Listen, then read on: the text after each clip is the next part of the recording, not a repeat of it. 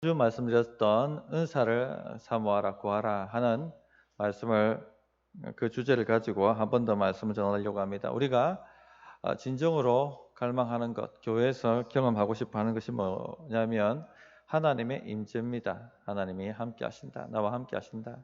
내 기도를 들으시고 내 형편을 아시고 나를 지키시고 나를 도우시고 나를 공급하시고 나를 인도하신다. 이것을 경험하기 원합니다. 머리가 아니라 가슴으로 느끼기를 원하죠. 이것을 경험하게 되면 위로가 임합니다. 격려가 임하게 되고 믿음이 세워지게 되고 살아갈 힘과 용기를 얻게 되고 계속 기도할 또 동기를 취하게 됩니다. 얻게 됩니다.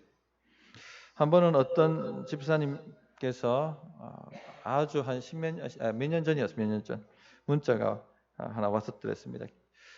목사님을 위해서 기도하는데 주신 감동을 나눈다 하고 문자를 보내오셨습니다.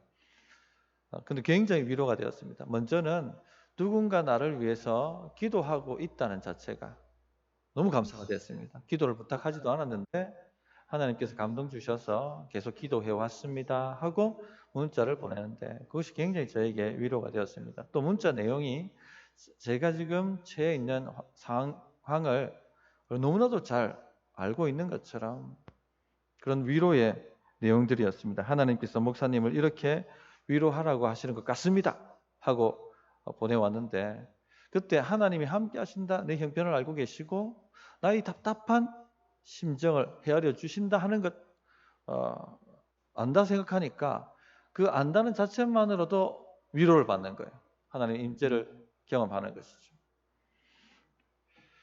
그래서 힘이 되고 위로가 되었습니다. 모든 것을 덕을 세우기 위하여 하라. 이처럼 은사가 사용될 때 덕이 세워집니다. 덕을 세우는 역사가 나타납니다. 하나님의 임재를 경험하게 만들기 때문에 덕이 세워지는 거죠. 믿음이 세워지는 것이죠. 그래서 오늘 이 부분에 대해서 말씀을 좀 더 나누고자 합니다. 첫째, 하나님의 임재를 경험하게 하시기 위해 영적 은사를 주셨다 하는 것입니다. 지난주 말씀드렸던 고린도전서 12장 7절을 잠시 한번 보시면 각 사람에게 성령을 나타내심은 유익하게 하려 하심이라 이렇게 되어 있습니다. 성령을 나타내신다, 은사를 말씀드린다 얘기를 드렸었습니다. 성령이 나타나셨다는 것은 뭐죠? 하나님이 나타나셨다는 것이죠. 하나님의 임재를 경험했다는 것입니다. 무엇을 통해서? 은사를 통해서 경험했다 하는 것입니다. 하나님께서 우리에게 영적 은사를 다 주셨는데 주신 이유는 그 은사를 통해서 하나님의 임재를 서로가 경험하게 하시려고, 서로가 그렇게 경험하게 하면서 위로를 받게 하게 하시기 위해서 그렇게 하시는 것입니다. 우리와 함께 하시고 우리를 도우시고 인도하시고 지키시고 보호하신다는 것 가슴으로 알 수 있도록. 그래서 은사를 사용하는 뜨거운 교회가 되어야 됩니다. 은사를 사용하는 뜨거운 목장이 되어야 됩니다. 은사가 활용되는 교회는요, 하나님의 임재를 쉽게 경험합니다. 오늘 우리가 읽은 말씀을 보시면 너희가 모일 때에 이렇게 돼 있죠. 은사를 사용하라. 여기서 모일 때는 언제입니까? 언제 초대교회가 모였습니까? 초대교회는 오늘날처럼 이런 모임은 아니었거든요. 찬양대가 있고 찬양팀이 있고 그렇게 모이지 않았습니다. 이런 모임은 로마 카톨릭이라기보다는 뭐라 해야 됩니까? 로마가 기독교로 국교로 삼을 때 기독교를 그때 이제 이런 식의 집회가 전통이 되었고 예배로 굳어지게 되었습니다. 그러나 초대교회 때는 유대교의 전통을 따라서 각 가정에 모였죠. 각 가정에 모여서 성만찬을 하고 찬양을 부르고 말씀을 함께 나누고 그렇게 예배를 했습니다. 그러니까 모임 자체가 굉장히 관계적입니다. 군중이 아니고 관계적인 겁니다. 상호 기도로 섬길 수 있는 굉장히 쉬운, 누군가가 지금 아픔을 얘기하면 바로 가서 손을 얹고 기도해 줄 수 있는 그런 모임이었습니다. 그 모일 때 각자의 은사를 가지고 와서 무언가를 해야 했습니다. 덕을 세우기 위하여 무언가를 해야 했죠. 서로의 믿음을 온전케 하기 위해서 찬송의 은사가 있는 사람은 찬양을 부릅니다. 마음을 담아서 부르는 거죠. 치열하게 한 주간을 살다가 그 찬양 한 줄 붙들고 씨름하면서 살다가 온 분이 하나님께서 이 찬양으로 저를 위로하셨습니다. 우리 목장 식구들과 함께 불렀으면 좋겠습니다 하고 찬양을 부를 때 그 찬양을 통해서 성령께서 나타나신다는 겁니다. 그런데 찬양 부르는데 내 마음이 감동이 되고 내 마음도 위로가 되고 덕을 세우는 거죠. 이런 역사가 나타난다는 것입니다. 각각 찬송시도 있으며, 그래서 그 찬양을 믿음으로 부를 때 그 찬양을 통해서 옆에 있는 나의 동료 크리스천들이 위로를 받고 힘을 받고 격려를 받는 것입니다. 우리 찬양팀이 굉장히 잘 해주시는 것 같습니다. 너무나도 이 자리를 빌어서 감사드립니다.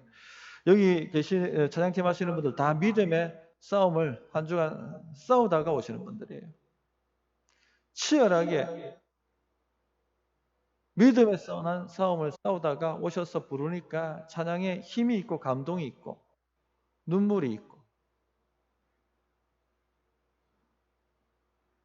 그런 게 느껴지는 거죠. 제가 특히 작년 전교인 수련회 할 때 참 갈 수 없는 모든 상황 속에서 섬기기 위해서 눈물로 기도하고 모여서 연습하고 서로를 격려하고 위로하면서 그렇게 나갔다는 얘기를 김준식 목사님을 통해서 들었습니다.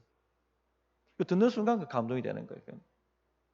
그렇게 싸우면서 와서 찬양을 부르니까 위로가 되고 듣는 사람이 은혜를 하나님의 임재를 경험하는 것입니다. 이런 식으로 은사를 사용하는 것입니다. 본인도 은혜 받고 교회도 은혜 받고.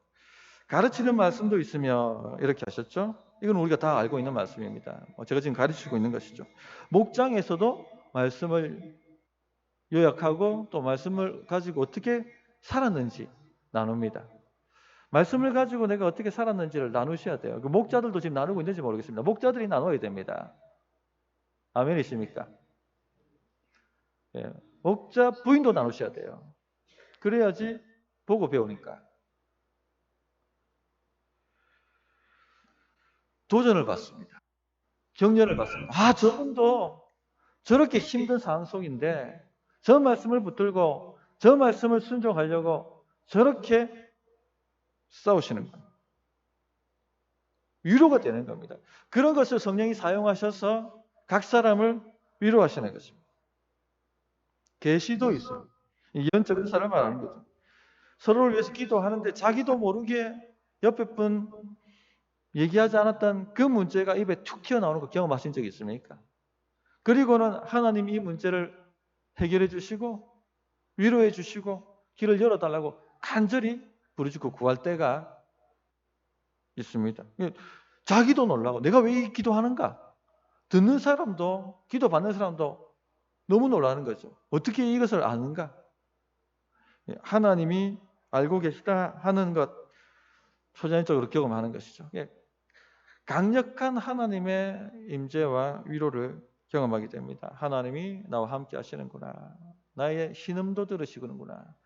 나의 기도를 응답하시는구나. 이것이 바로 초대교회가 모일 때의 모습이었습니다. 어떤 사람은 감동이 되어서 방언으로 기도해 주기 시작합니다.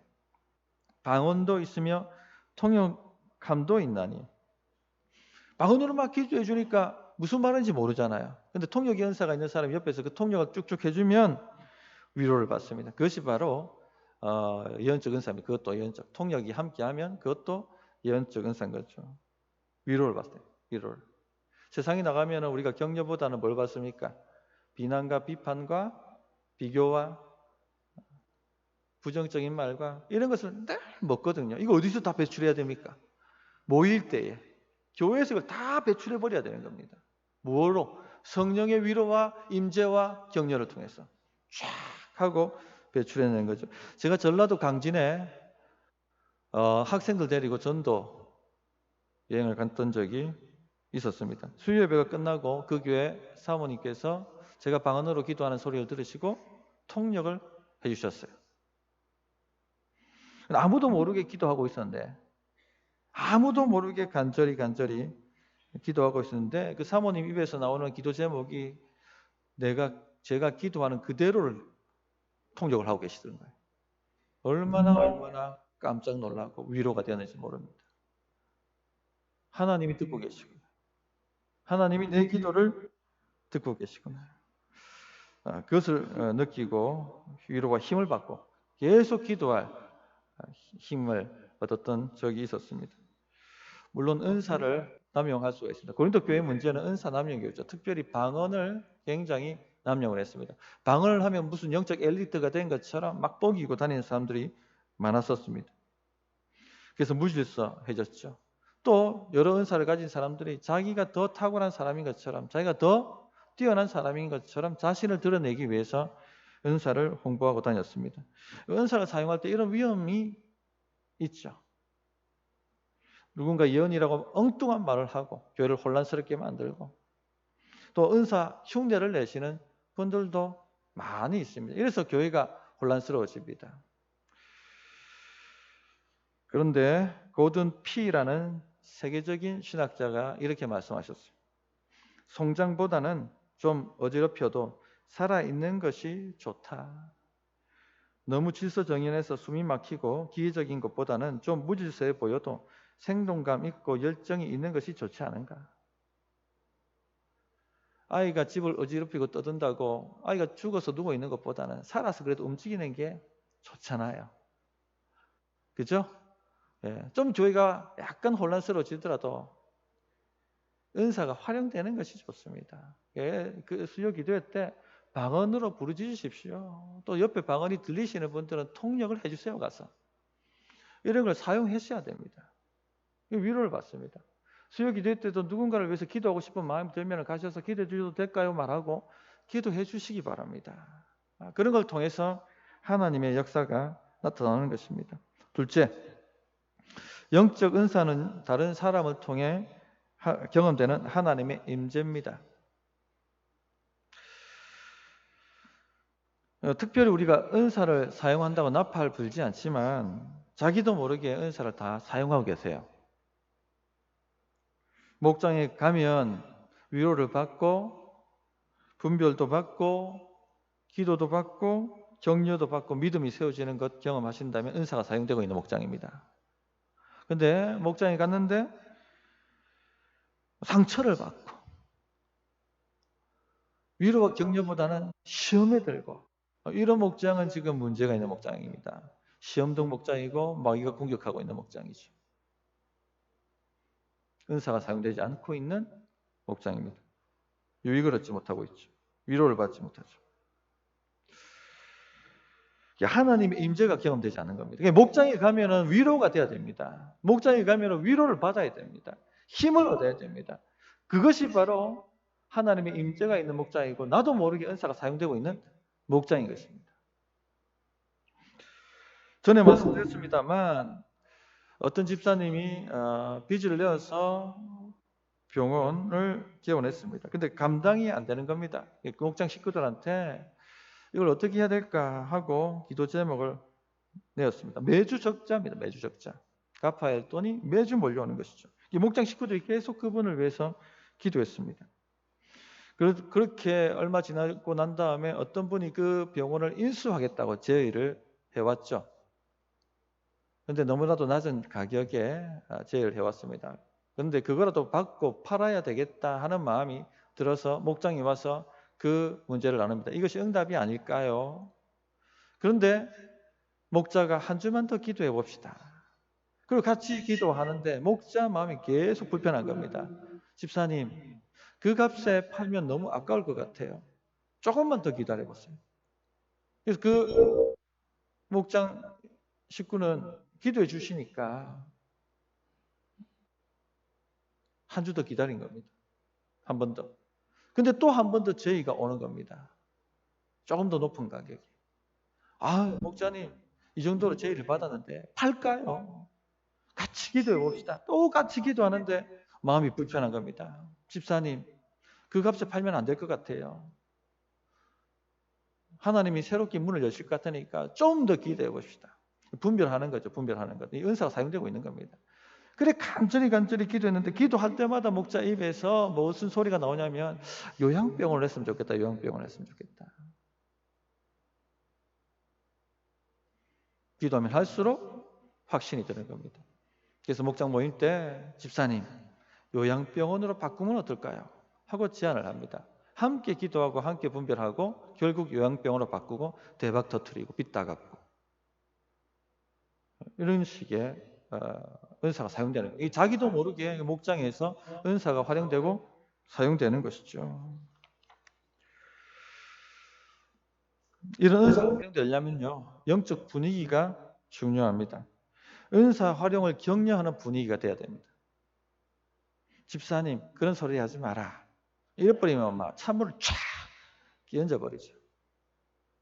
기도는 집에 가서 각자 합시다 하면 쫙 끼얹는 것이죠. 찬송은 딱 한 곡만 하면 막 얼음 주머니를 팍 하고 퍼붓는 거죠. 불을 꺼트려 버리는 것입니다. 혹 그렇게 하고 계신 분들은 없는지요? 유익을 얻지 못합니다. 유익을 얻지 못해요. 은사 활용을 사모하고 구하는 분위기가 돼야 됩니다. 예수님께서도 자신의 고향 마을에서는 그 능력 많으신 하나님께서 능력을 행하실 수가 없지 않습니까? 소수 몇 명만 치유하실 수가 있었습니다. 은사를 환영하고 사모하는 분위기가 돼야 됩니다. 오늘 하나님이 우리 목장에서 무슨 일을 행하실까? 오늘 같이 기도할 때 하나님이 어떤 역사를 일으키실까? 기대하는 마음으로 나아가야 되는 것이죠. 목장 향교 모여서 서로 삶을 나누고 기도할 때 역사가 일어난다는 것을 믿으시기 바랍니다. 하나님이 두세 사람이 모인 곳에 나도 함께하고 너희가 땅에서도 묶으면 하늘에서 묶이고 땅에서 풀면 하늘에서 풀린다 말씀하셨죠. 역사가 있습니다. 역사가 있습니다. 하나님, 오늘은 누구를 세우기 원하십니까? 이런 기대를 가지고 목장으로 모여야 됩니다. 덕을 세우기 위하여. 기도할 때 역사가 났어요. 수요 기도 때도 그냥 멍하니 오시면 안 되고요. 하나님 오늘 누구를 섬기기 원하십니까? 이런 마음을 가지고 누구를 기도하기 원하십니까? 오늘 자기 기도를 다 끝나셨으면 자기 기도 다 끝나고 딱 가시는 게 아니고 잠잠히 주의 음성을 한번 들어보십시오. 하나님 누구를 위해서 기도하기 원하십니까? 떠오르는 인물이 있을 겁니다. 이런 식으로 자꾸 성령이 민감해지셔야 돼요. 그 사람을 위해서 놓고 기도해 보십시오. 문제를 가르쳐 주시지 않았는데 계속해서 하나님이 기도하게 만드시는 게 있단 말입니다. 그런 것 집사님 자꾸 집사님 기도하는데 하나님께서 믿고 기다리라 자꾸 이 감동 주신다. 그런 것이 탁 하고 성령의 역사를 통해 꽂혀버리게 되면요. 하나님 임재경 덕을 세웁니다. 일어나 버립니다. 벌떡하고. 그런 환영하는 분위기가 돼야 되겠습니다. 그래서 몇 가지를 권면드리겠습니다. 첫째, 모이기를 힘쓰십시오. 모이기를. 히브리서 10장 24절 25절에 서로 돌아보아 섬기란 얘기죠. 사랑과 선행을 격려하며 믿음으로 싸우는 싸움, 믿음의 삶 격려하란 얘기입니다. 모이기를 패하는 어떤 사람들의 습관과 같이 하지 말고 오직 권하라. 모이기를 권하라. 그날이 가까움을 볼수록 더욱 그러하자. 모여야 됩니다. 예수 믿는 사람은요, 모였다가 흩어져야 됩니다. 모이기를 힘쓰셔야 됩니다. 기도회로 모이기를 힘쓰셔야 되고, 삶을 나누는 모임을 힘쓰셔야 되고, 성경으로 훈련받는 모임에 모이기를 힘쓰셔야 됩니다. 거기에 성령의 은사가 있고 성령의 능력이 있기 때문에. 그리고 그걸 받고 세상에 나가셔야 돼요. 그런데 이런 영적인 것에 대한 역사가 없는 교회는요, 엉뚱한 모임.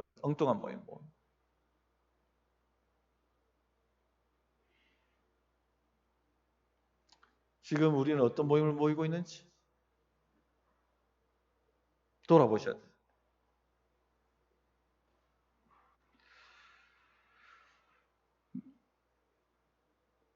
물론 지금 동력이 떨어진 목장이 몇몇 있는 것 알고 있습니다. 그래서 간단히 모이고 형식적으로 모이고 좀 쉬어도 괜찮습니다. 언제든 계속해서 뭐 홈런을 때릴 수 있는 선수는 없기 때문에 슬럼프가 오기도 하고 침체에 빠지기도 하고 하죠. 쉴 수도 있습니다. 그러나 영혼이 쉬면 안 되겠죠. 영혼이 그 상태가 굳어져 버리면 안 됩니다. 그것이 FM이 돼버리면 안 된다는 얘기입니다. 그럼 거기서 말라버리는 거예요.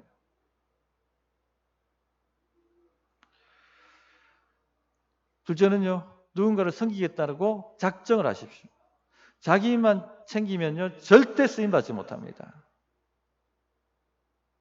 교회 올 때는요, 누구를 섬길까 하는 기대와 기도를 가지고 오셔야 됩니다.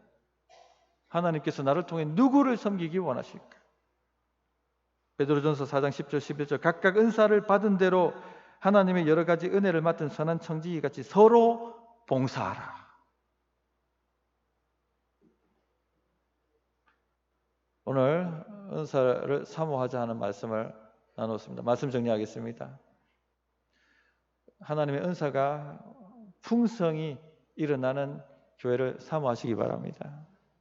하나님의 은사가 풍성히 일어나는 목장을 사모하시기 바랍니다. 초자연적인 역사가 있습니다. 기독교인들의 삶은요, 초자연적 삶입니다. 우리의 능력으로 사는 게 아니고 하나님의 능력으로 사는 것입니다. 인간의 하찮은 위로로 사는 것이 아니라 성령의 위로로